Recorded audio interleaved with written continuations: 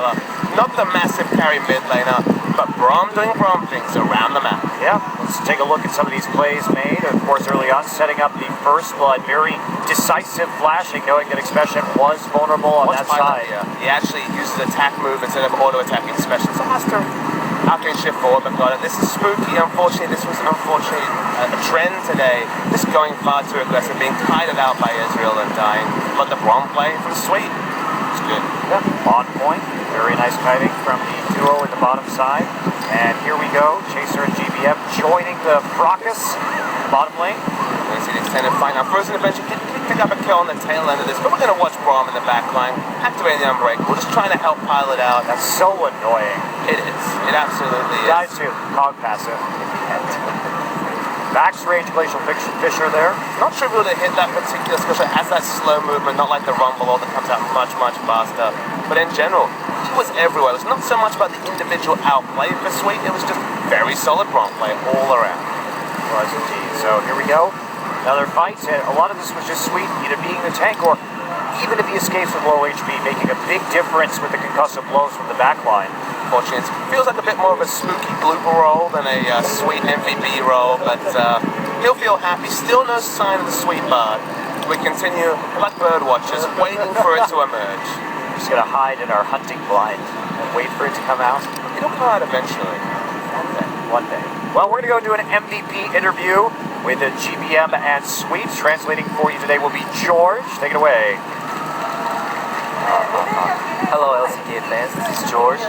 So today's game was Jin Air versus IM, and Jin Air was able to win it 2-0. And today's MVPs are GBM and Sweet. Congratulations for GBM.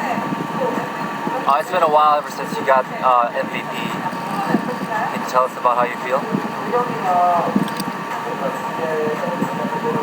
The first game we were able to play as we planned before, and we didn't make any mistakes as well. No mistakes in game one, much mistake. Yeah. But I mean, he was really disappointed because he could have played a little bit better. But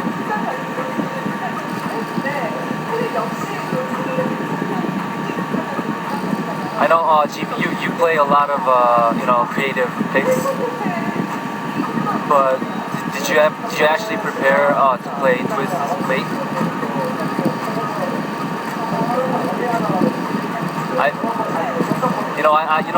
I'm really known for the creative picks such as Oriana, Teleport, and stuff. So today I actually did prepare for the Twist's Fate, and I did it because I was able to I can escape with his ultimate as well, and I think that was really helpful for our win at the first game. I know you were jumping around the lanes, all the lanes. Can you please tell us about how to play Twist's Fate? It is really important that you buy the shoes first. So and then you can use the ultimate as well as the teleport. So then you'll be able to jump around the lanes. So try to avoid fights and just move around the lanes if you can. Try to avoid taking inhibitors as well. That's the key to League of Legends right here. I think it was the last dragon fight. When you made the Nar come to all the way to the other lane, and then you actually use the ultimate back to the dragon. So that was one of the key points of the first game, I think. So I actually told my teammates that I know you have planned a lot before the games to play Twist's Fate. I think that was one of the key points as well. I know you got last MVP you had was when you played Yasuo. So how do you feel about getting today's MVP?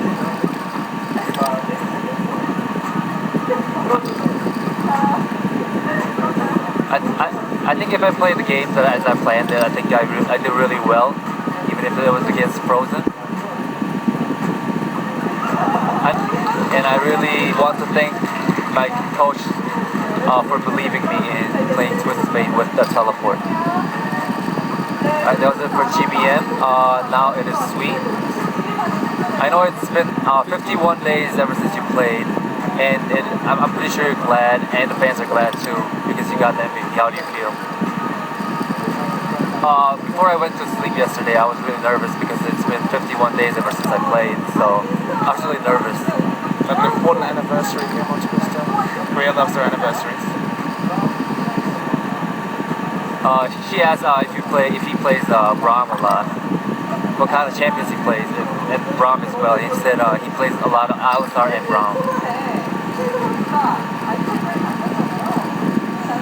I know that at one point Chaser didn't buy his any of his items, and then he realized it. He was just trying to pick the board. So what happened there? So nobody actually knew about it. Even himself didn't know about it until he went all the way down to the mat.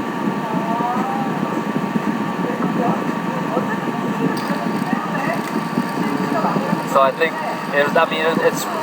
that mistake wasn't a big deal because you guys actually won it.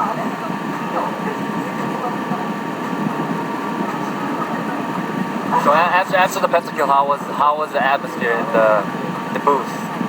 And he said I'll buy us food because you got the pentakill.